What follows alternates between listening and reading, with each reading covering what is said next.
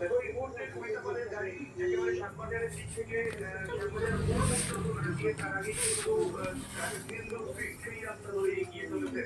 আদৌ তিনি কোথায় যাচ্ছেন সেটা কিন্তু একটা প্রশ্ন চিহ্ন থেকেই যাচ্ছে, কেননা যে সিবিআই আধিকারিকদের যে গাড়িগুলি যেগুলি একসাথে একদম আর্থিকর হাসপাতাল থেকে তার গাড়ির সামনেই একেবারে বেরোনো সেই গাড়িগুলি কিন্তু আর গাড়ি কোথাও, সেই গাড়িগুলি সেখান থেকেই তাদের আধিকারিকদের তুলে তারপর অন্যদিকে রওনা হয়ে যায়।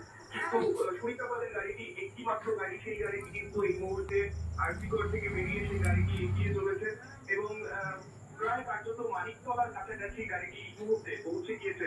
এই গাড়িতে করেই রয়েছে, এই গাড়িটি রয়েছেন সুরিতা পাল, তার নিজের গাড়ি, অর্থাৎ যে সরকারি গাড়ি ব্যবহার করেন সেই সরকারি। দাঁড়া আমি উপরে যাবো, একবারে দেবো। স্বাস্থ্য দপ্তরের গাড়ি, সেই স্বাস্থ্য দপ্তরের গাড়ি করে এই মুহূর্তে যাচ্ছে। অবশ্যই জানতে চাইবো যে হাসপাতালে দেখুন যাকে জিজ্ঞাসাবাদ করা শুধুমাত্র জিজ্ঞাসাবাদের জন্য কি সিজিওতে নিয়ে যাওয়া হচ্ছে নাকি তাকে আটক বা গ্রেফতার করা হচ্ছে, এই বিষয়ে কোনো সিবিআই সূত্রে কোনো আপডেট, কোনো খবর পাওয়া যাচ্ছে? একেবারে নয়, আতঙ্ক গ্রেফতারের প্রশ্ন কিন্তু এই মুহূর্তে আসছে না, তার কারণ সুরিতা পাল তিনি কিন্তু এই ঘটনার সময় যে ঘটনামূলক তদন্ত সিবিআই আধিকারিকরা করছেন সেই ঘটনার সময় তিনি কিন্তু দায়িত্বপ্রাপ্ত অধ্যক্ষ ছিলেন না।